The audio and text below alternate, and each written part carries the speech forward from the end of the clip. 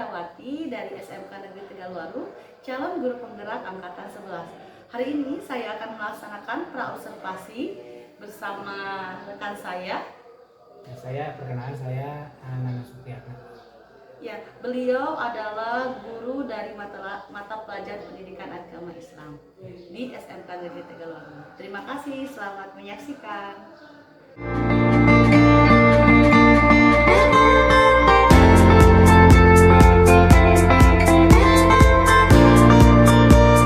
Selamat pagi Pak Nana, bagaimana kabarnya? Pagi Bu, alhamdulillah baik. Ya, terima kasih sebelumnya saya ucapkan kepada Pak Nana sudah mau meluangkan waktu untuk pertemuan praobservasi hari ini ya Pak. Sebelum kita melakukan observasi, saya ingin membantu Pak Nana bagaimana mempersiapkan pelaksanaan pembelajaran dengan baik gitu ya. Nah, di sini Pak Nana bisa bercerita bagaimana tujuan pembelajaran yang nanti akan kita lakukan. Ya Bu, nanti tujuan pembelajaran yang akan saya lakukan di kelas tiap hari, pertama karena saya kan guru PAI ya Bu ya, saya ingin coba menganalisis dalil nakli tentang adab menggunakan media sosial. Yang kedua, tujuannya adalah untuk mengidentifikasi adab menggunakan media sosial itu seperti apa. Dan yang terakhir adalah peserta didik mampu mendemonstrasikan bagaimana adab menggunakan media sosial yang baik dan benar sesuai tuntutan Islam. Oke, itu tujuan yang bagus Pak, menurut saya sangat reflektif juga ya dan aplikatif. Nah, sekarang bagaimana menurut Pak Nana memastikan bahwa siswa itu memahami materi tersebut? Ada nggak sih indikator yang bisa digunakan untuk keberhasilan? Dalam nanti Bu, dalam pas pembelajaran saya akan menggunakan modul pembelajaran yaitu project based learning atau PJBL. Karena apa? Adab menggunakan media sosial itu sangat pas menggunakan model pembelajaran project based learning. Cuman karena saya di kurikulum mereka ini ada satu pengembangan yaitu diferensiasi, nah maka saya akan mencoba memasukkan pembelajarannya diferensiasi based learning, berikut memasukkan unsur-unsur sosial emosional. Mungkin begitu Bu. Kira-kira menurut Ibu gimana? Oke, itu menurut saya sangat bagus Pak ya, karena sesuai ya dengan pembelajaran kurikulum kita. Nah, sekarang Pak Nana kita bahas lebih lanjut. Kalau tadi kan menggunakan project based learning.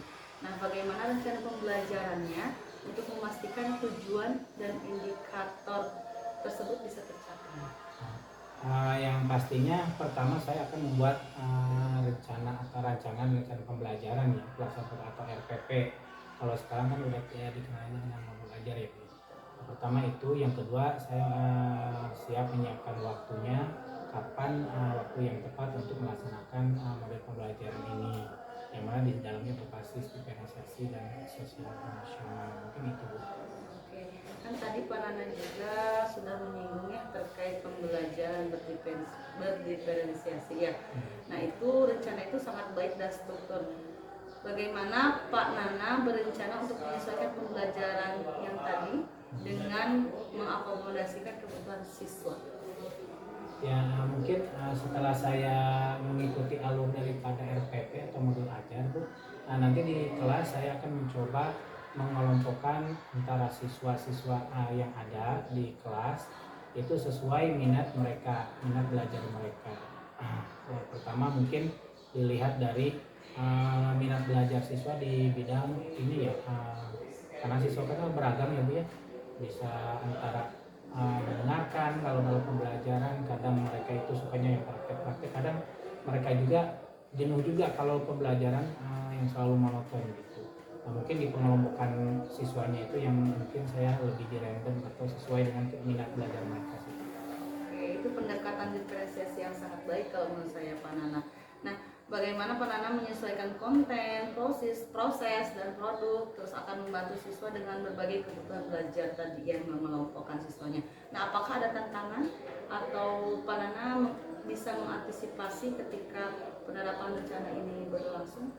Ya, kalau untuk tantangan sih Bu, memang untuk mengklasifikasikan kelompoknya itu mungkin saya nanti ada semacam kuesioner untuk anak, bagaimana mereka mau ambil kelompok yang mana. Karena kalau dari sisi akademis takutnya nanti saya diskriminasi terhadap anak. Oh kalau ketika tadi yang ini kurang paham, yang ini sedang paham, kalau ini udah paham. Nah itu kan biasanya larinya ke diskriminasi. Cuman kalau dilihat dari minat mereka itu lebih enak gitu. Mereka belajar itu suka mendengar, suka melihat, atau suka praktek-praktek. Nah mungkin kalau lihat dari situ lebih enak ke situ Bu. Jadi mengkelompokkannya sesuai minat mereka gitu. Oke, berarti itu rencana Pak Nana untuk mengatasi masalah nanti yang ketika pembelajaran berdiferensiasi akan diterapkan di kelas Pak Nana. Nah, sekarang Pak Nana itu sangat strategi yang sangat bagus menurut saya karena sesuai dengan kemampuan siswanya. Nah, bagaimana Pak Nana dengan strategi atau dengan cara tadi menilai hasil belajar siswa terutama dalam konteks diferensiasi ini?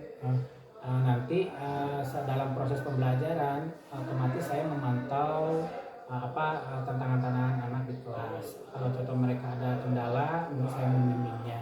Cuman kalau untuk di akhir sesi itu asesmennya mungkin saya larinya nanti dilihat dari konten-konten yang mereka buat ataupun hasil proyek mereka buat. Karena memang kan tujuan pembelajarannya itu model pembelajaran pakai PJBL, Project Based Learning. Otomatis mereka akan menciptakan sebuah produk.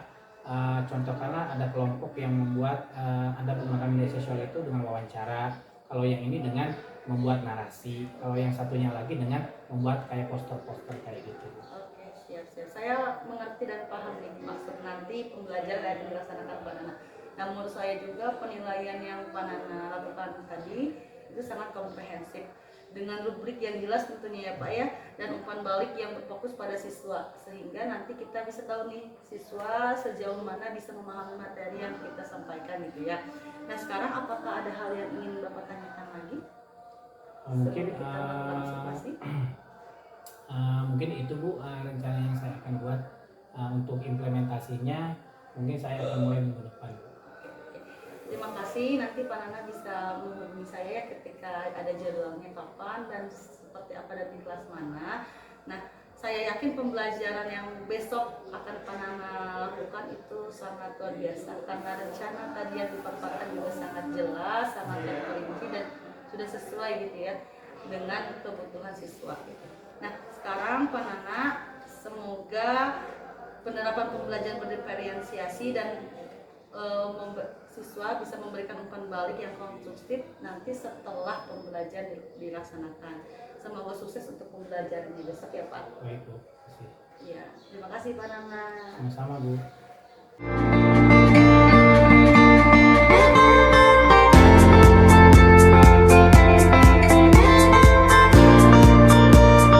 Assalamualaikum warahmatullahi wabarakatuh.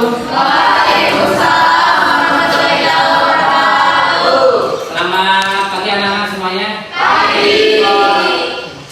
Sehat ya? Alhamdulillah. Oke, sebelum kita belajar tentang apa yang telah kita bahas kemarin, alangkah baiknya kita berdoa dulu agar apa yang kita lakukan hari ini dapat berkah dan ridho dari Allah Subhanahu wa taala. Baik, berdoa dimulai. Oke, selesai. Berikutnya Bapak akan melihat absensi kalian. Kira-kira hari ini yang tidak masuk siapa? Egi. Nah ini kenapa Egi? Sakit. Terus Sofian Sauri kenapa? Nggak tahu, nggak tanpa keterangan ya. Izin. Udah ada konfirmasi. Cianjur. Terus siapa lagi? Ahmad Sogiri, kenapa Ahmad Sogiri? Tidak ada kabar.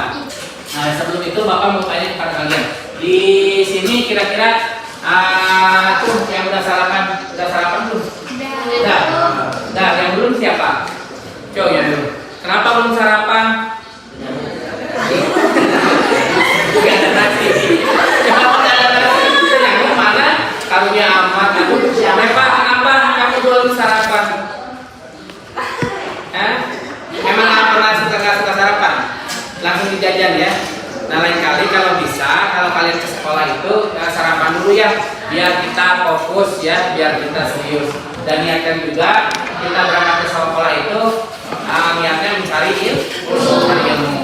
Baik, sebelum biasa ya, kalau dengan Bapak apa? Ice breaking. Ice breaking dulu ya. Ice breaking. Ice breakingnya tentunya panjang, panjang pendek. Itu yang sudah tahu panjang pendek. Oke. Tapi Bapak pengen tahu nih panjang pendek kalian itu udah konsen atau belum? Masih pagi-pagi harusnya konsentrasi, oke? Dimulai dari yang ke sebelah sini. Yang sini siap ya. Kalau Bapak bilang nyanyinya panjang berarti gerakannya pendek. Kalau saya bilang panjang, gerakannya panjang. Kalau panjang begini, kalau pendek begini, oke? Siap ya? Oke. Panjang, panjang, pendek, pendek, pendek, panjang, panjang, panjang, pendek, pendek, pendek, pendek, pendek. Oke. Yang sebelah sini siap ya? Oke, yang sebelah sini. Oke. 1, 2, 3. Pendek, pendek, pendek, panjang, panjang, panjang, panjang, panjang, pendek, pendek, pendek, pendek saja. Oke. Satu dulu boleh lihat, kalian silakan tonton. Kita akan membahas tentang kemarin apa sih temanya berpikir kritis. Berpikir itu tentang ada yang pilih tata surya, ada yang pilih tentang bencana, ada yang pilih tentang hujan ya. Kelompok 2 kemarin memilih apa? Kelompok 2 manusia ya. Oke, kita tonton dulu yang ini yang tata surya.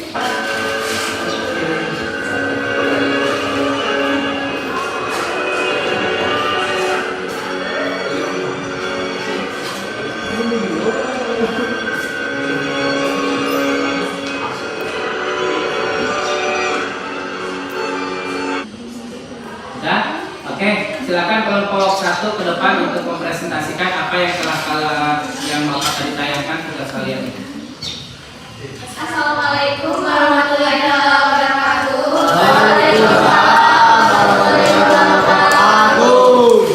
Ini video tata surya yang telah kami buat. Jadi tata surya ini menurut teori kondensasi. Teori ini menjelaskan bahwa tata surya terbentuk dari proses pemampatan gumpalan awan gas dan debu angkasa. Pada proses pemampatan itu, partikel debu tertarik ke bagian pusat awan, kemudian membentuk gumpalan bola yang dapat berputar. Nah, dalam video ini berisi beberapa planet yang ada di tata surya. Nah, planet itu yang ada Venus, Bumi, Mars, Jupiter, Saturnus, Uranus, dan Neptunus. Nah, dalam Quran Surat Al-Anbiya juga sudah dijelaskan tentang adanya siang dan malam. Aku dan kamu. Yang artinya tiadalah mungkin bagi manusia mendapatkan bulan dan malam berbeda deras mengandung semua dan masing-masing beredar pada garis lainnya. Nah, demikian. Ada yang ditanyakan? Coba silakan kelompok 2, 3 atau 4 ada yang bertanya tentang tata surya ini. Kan tadi katanya Bapak ini ya, meragukan sedikit. Tadi kan Kak Dina bilang ini adalah tata surya ini terbentuk hasil kondensasi gas ya. Nah itu kalian itu ada kritis nggak tentang hasil kondensasi? Oh enggak Pak, kalau menurut saya gimana gitu. Kelompok 2, 3, 4 silakan. Planet Saturnus itu planet apa? Planet Saturnus itu planet apa? Oke, kalau ditampung dulu Bapaknya. Nah, kelompok berapa ini? 3. Kelompok 3 menanyakan planet Saturnus itu planet apa? Oke, kelompok 4 mau bertanya tentang apa?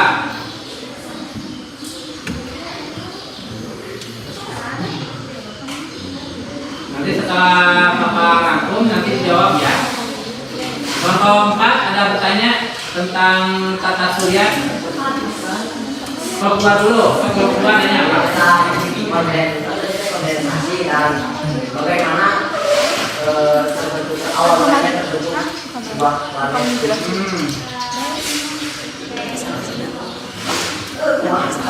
Kelompok 2 nanya tentang kondensasi ya. Kan tadi kalau kondensasi udah dijawab, udah ada penjelasannya. Yang menjadi kunci utama yang ditanya apa? Awal mula pembentukannya Pak. Hah? Atau apa yang dimaksud kondensasi? Hah? Apa yang dimaksud kondensasi kelompok 2? Oke. Apa yang dimaksud kondensasi? Kelompok 4 ada tanya enggak?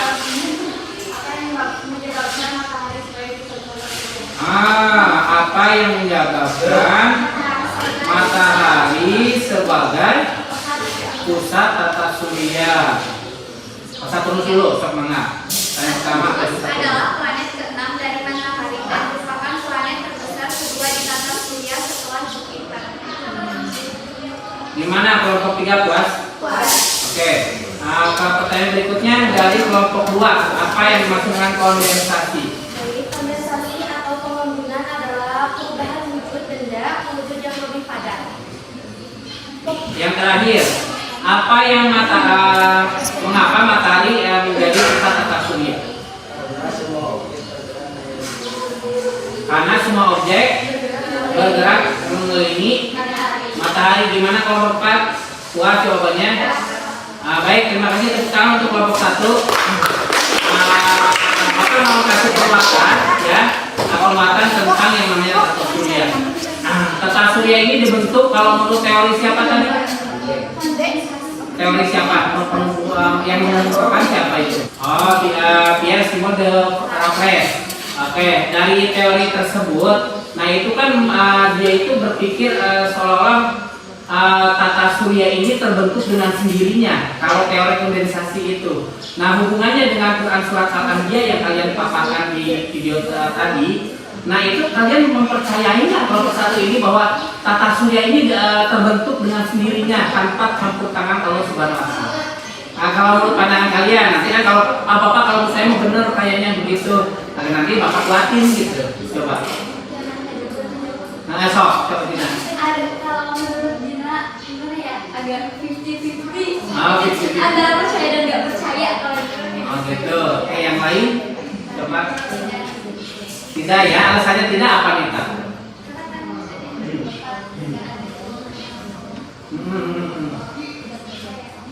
Tidak percaya. Coba si Pak. Kalau si Pak, percaya nggak teori kondensasi itu bahwa planet tata surya Bima Sakti itu bergerak sendirinya? Kayak revolusi Darwin yang menyebutkan bahwa manusia itu dari monyet, gitu kan? Coba. Enggak.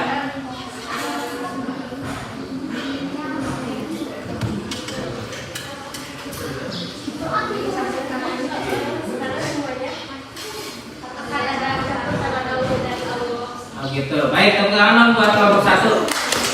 Nah, bahkan mau kasih penguatan ya bahwa tata surya Bima Sakti ini ya kalau menurut sains ya kita menuju ke sains. Nanti kita ikatkan dengan Quran surat Al-Anbiya tadi ya. Ada malam, siang dan sebagainya. Ya, menurut saya boleh-boleh saja ilmu pengetahuan itu ada. Nah, kita sebagai umat Islam harus berpikir kritis, mempercayai atau tidak. Mempercayai sebagai ilmu boleh-boleh saja, tapi untuk mempercayai tentang keimanan kita harus mempunyai saringan terhadap informasi yang ada, baik itu secara saintis maupun secara logis ya. Contohnya tadi teori kondensasi bahwa Bima Sakti itu terbentuk, tata surya terbentuk oleh teori kondensasi atau pemadatan semua zat-zat yang ada di bumi ini. Seperti revolusi Darwin bahwa menerangkan bahwa Lenin sama Karl Marx itu menunjukkan bahwa dunia dan seisinya itu menjadi terbentuk itu karena memang dunia itu berupa angin, debu dan sebagainya melalui proses kondensasi pemadatan menjadi bentuk bumi, Mars, Merkuri dan sebagainya. Oke, kalau menurut saya karena memang itu didukung oleh faktor kimia, sejarah, terus faktor-faktor fisika, nggak apa-apa sebagai ilmu, cuman kita selaku umat Islam tidak bisa langsung percaya begitu saja. Karena apa? Segala sesuatu itu harus ada campur tangan Tuhan atau Allah Subhanahu wa Ta'ala. Karena apa? Kalau memang itu dia mengatur sendiri, membentuk sendiri, ketika mereka ada di ruang hampa, kenapa mereka tidak bertabrakan kalau tidak ada yang mengatur? Betul nggak? Ya. Terima kasih. Aplaus dulu untuk kalian semua. untuk penguat Bapak hari ini kalian mau online atau mau langsung di kertas? Online. Mau online? Oke, jawab aja di kertas lembar aja ya, nanti kasih Bapak. Oke, 5 pertanyaan aja. Yang pertama, coba sebutkan nama-nama planet yang ada di tata surya. Oke, soal yang ketiga. Apa yang dimaksud dengan kondensasi dan evaporasi? Nah, sudah ya? Oke, nanti ininya kumpulin taruh di meja Bapak ya, jawabannya ya. Baik anak-anakku, terima kasih atas partisipasinya untuk hari ini ya. Kita tadi telah membahas tentang berpikir kritis, bagaimana kita berpikir kritis ya. Tadi kelompok 1 memaparkan tentang tata surya, kelompok 2 tentang manusia penciptaannya, kelompok 3 tentang bencana alam, dan kelompok 4 tentang proses terjadinya hujan ya, proses terjadinya hujan. Terus yang ingin Bapak tanya kepada kalian, apa perasaan yang kamu rasakan hari ini setelah pembelajaran dengan Bapak? Karena bisa memperluas pengetahuan. Perasaan kamu satu kata pembelajaran hari ini? Mengetahui. Oke, terima kasih untuk kalian semua. Semoga apa yang kita dapatkan hari ini mendapatkan berkah dan ridho dari Allah. Wassalamualaikum warahmatullahi wabarakatuh. Waalaikumsalam warahmatullahi wabarakatuh.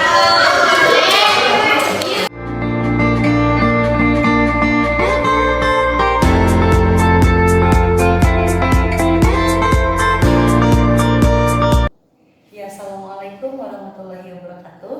Bertemu lagi dengan saya Eka Perawati, calon guru penggerak angkatan 11, dan rekan saya.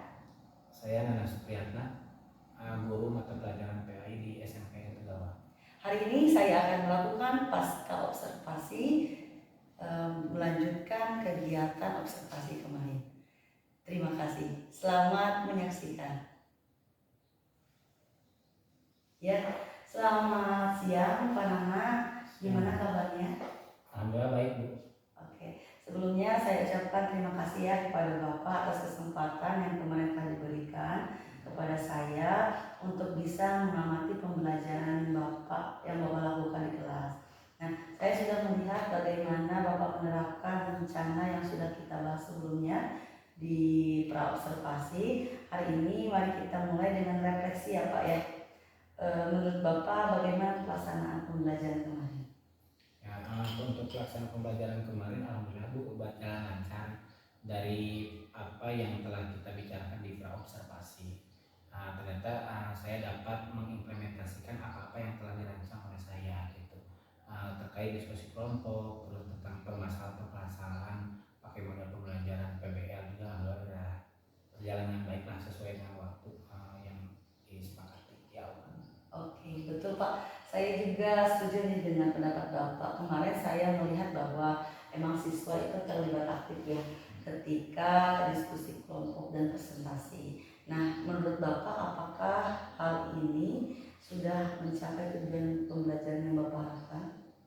Kalau melihat dari rancangan itu sendiri, alhamdulillah sih Bu berjalan lancar. Bagaimana saya membawakan materi adat menggunakan media sosial ini dengan model pembelajaran diferensiasi yang mana sistemnya blended learning ya, karena ada project based learning di dalamnya. Untuk anak-anak udah lumayan efektif dan antusias aktif dalam mengikuti pembelajaran. Oke, ya sih Pak, memang ya saya lihat juga kemarin sebagian siswa sudah memahami konsep yang Bapak ajarkan. Nah, ada beberapa siswa yang tampaknya masih kesulitan ya Pak ya, terutama saat Bapak menjelaskan bagaimana adab menggunakan media sosial itu gitu. Nah, menurut Bapak untuk yang kelompok yang lemah ini itu seperti apa cara menyelesaikan? Di dalam saya menerapkan kemarin diferensiasi ini, saya melihat dari kemampuan tingkat akademik anak dengan memberikan sebuah diferensiasi konten, bukan diferensiasi konten ya, diferensiasi produk itu beda-beda. Ada anak yang membuat video wawancara dengan para guru, ada anak yang hanya sekedar membuat PowerPoint saja tentang materi adat, dan ada anak hanya membuat poster saja. Cuma kalau untuk yang kecenderungan yang anaknya masih lemah dalam hal pembelajarannya, saya didampingi Bu, biar mereka paham apa saja tugas yang mereka pilih itu tersebut. Oke. Yang sesuai dengan kemampuannya. Iya sih, betul. Kemarin saya juga melihat pendekatan diferensiasi Bapak lakukan itu memang cukup efektif ya, terutama dengan variasi media yang tadi disebutkan. Nah, sekarang siswa yang lebih cepat bisa terus belajar dengan tugas tambahan mungkin ya, dan kelompok yang lebih membutuhkan bantuan tetap terlibat meskipun sedikit lambat gitu ya pengerjaannya. Apakah ada hal ini menurut Bapak perlu diperbaiki untuk kedepannya, ada yang perlu diperbaiki? Mungkin dalam pemahaman saya di diferensiasi ya, karena kan kadang salah pemahaman antara diferensiasi ini mana yang namanya diferensiasi proses, konten maupun produk. Kadang saya menerapkan itu mana sih yang konten itu, ternyata kalau diferensiasi konten itu dari kita, kalau diferensiasi proses itu bagaimana kita mengamati saat terlaksananya pembelajaran, bagaimana memahami anak yang kurang memahami tentang tugas mereka, kita dampingi lewat grup-grup kecil mereka. Dan yang tadi produk apa yang mereka hasilkan. Yang paling signifikan di saya adalah pemahaman terhadap diferensiasi itu sendiri. Oke. Ya menurut saya itu ide yang bagus juga ya Pak ya. Nah mungkin nanti bisa mempertimbangkan kayak memberikan panduan lebih sederhana untuk kelompok yang membutuhkan dukungan ekstra gitu, sambil memberikan kebebasan kepada mereka untuk memilih secara mandiri sesuai dengan minat dan bakat yang mereka inginkan. Nah, saya juga ingin menyoroti nih cara Bapak memantau kelompok tadi dalam pembelajaran. Saya rasa Bapak sudah cukup sih, tidak berpindah dari satu kelompok ke kelompok lain, tidak terlalu cepat gitu. Bapak memantau jalannya proses itu dengan sangat baik gitu, membantu menjaga ritme pembelajaran juga ketika berdiskusi kelompok gitu Pak. Nah paling itu Pak, menurut Bapak sendiri ada kesulitan nggak sih dalam pembelajaran diferensiasi ini? Kesulitan ada, yaitu tentang masalah anak itu ya, anak yang masih lemah dalam melaksanakan tugas yang mereka pilih sendiri. Namun sejauh mana pembelajaran saya dampingi mereka, kelompok kecil mereka, agar mereka memahami dan mengerti apa step by stepnya yang mereka kerjakan dalam proyek itu, dan alhamdulillah selama ini berjalan lancar. Oke. Itu wajar sih Pak ya dalam proses pembelajaran berdiferensiasi. Nah mungkin nanti Bapak bisa memanfaatkan nih siswa yang lebih cepat untuk membantu teman-temannya. Mereka bisa menjadi fasilitator kecil di kelompok mereka, sehingga Bapak punya lebih banyak waktu untuk membantu siswa yang benar-benar membutuhkan gitu. Jadi Bapak selain Bapak yang memberikan arahan, Bapak juga membuat kelompok kecil siswa sebagai fasilitator untuk anak-anak yang memang perlu bantuan khusus kayak gitu. Nah, Bapak untuk menerapkan pembelajaran berikutnya seperti apa? Ya mungkin ini sebagai refleksi buat diri saya juga ya Bi. Yang mana refleksi diri dalam pembelajaran diferensiasi ini saya harus meningkatkan kemampuan yang lebih lagi, agar nanti di pembelajaran berikutnya anak ini merasa wah ternyata pembelajaran diferensiasi ini memang menyenangkan. Dan karena apa yang menjadi esensi yang mereka suka ya mereka kerjakan, bukan yang kita paksakan kepada mereka. Itu sih yang saya pahami. Cuman ya memang saya juga punya kekurangan yang mana harus saya meningkatkan lagi pemahaman saya tentang bagaimana pembelajaran model diferensiasi. Oke, siap baik Pak. Nah selain itu kemarin juga saya lihat ya Bapak untuk melakukan penilaian terhadap pembelajaran pada murid itu Bapak melakukan aplikasi ya? Pakai Kahoot ya. Kahoot. Nah itu menurut Bapak bagaimana mengenai penilaian tersebut? Ya kalau di Kahoot itu kan memang cukup baik ya. Kita pertama ada prasarana yang harus terpenuhi. Pertama kalau Kahoot kita harus ada proyektor wajib, karena kalau secara online itu nggak bisa, beda dengan krisis. Cuma di dalam Kahoot ini anak ada kelebihan, yaitu mereka visualisasi melihat. Karena kan larinya ke diferensiasi juga, mereka bisa memahami suatu rubrik penilaian lewat apa yang mereka lihat, apa yang mereka dengar, dan apa yang mereka jawab. Di situ ada semua gitu. Dan Kahoot ini memang membantu saya untuk melakukan rubrik penilaian buat siswa, karena secara otomatis ketika mereka jawab, jawabannya sudah ada, hasilnya juga sudah ada. Itu menjadi dasar saya untuk mengukuran sebuah penilaian. Oke, saya setuju Pak ya. Berarti rubrik yang Bapak buat itu sudah sangat baik menurut saya, terutama dalam hal kejelasan ya, kejelasan kriteria. Nah mungkin Bapak bisa menambahkan juga refleksi individunya, yaitu pembelajaran sebagai alat untuk menilai bagaimana nih pemahaman siswa. Apakah siswa sudah paham, sangat setuju, tidak setuju, seperti itu ya. Mungkin bisa ditambahkan. Nah secara keseluruhan saya rasa pembelajaran Bapak tadi sangat baik. Pendekatan diferensiasi berjalan dengan efektif, siswa tampak antusias dalam belajar, aktif, juga ada kolaborasinya. Tantangan yang Bapak hadapi juga wajar lah ya, karena diferensiasi tadi. Dan hal ini mungkin menurut saya bisa diperbaiki dengan beberapa penyesuaian kecil ya. Yang saya yakin kedepannya pembelajaran ini akan semakin baik. Iya. Nah sekarang Bapak mungkin itu ada yang mau ditanyakan?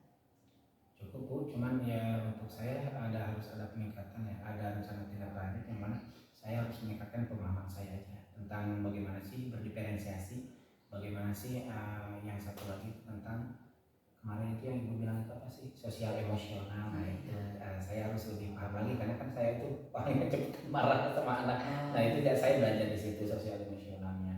Oke, siap. Iya Bapak, sama-sama. Saya yakin dengan sedikit penyesuaian pembelajaran yang dilakukan akan semakin efektif, terutama dengan pengelolaan emosional ya yang tadi, terus pembelajaran berdiferensiasi. Nah Bapak untuk kedepannya semoga sukses lagi pembelajaran berikutnya. Terima kasih sudah bersedia untuk diobservasi sama saya. Sama-sama Bu, saya juga ucapkan terima kasih karena dengan coaching seperti ini saya lebih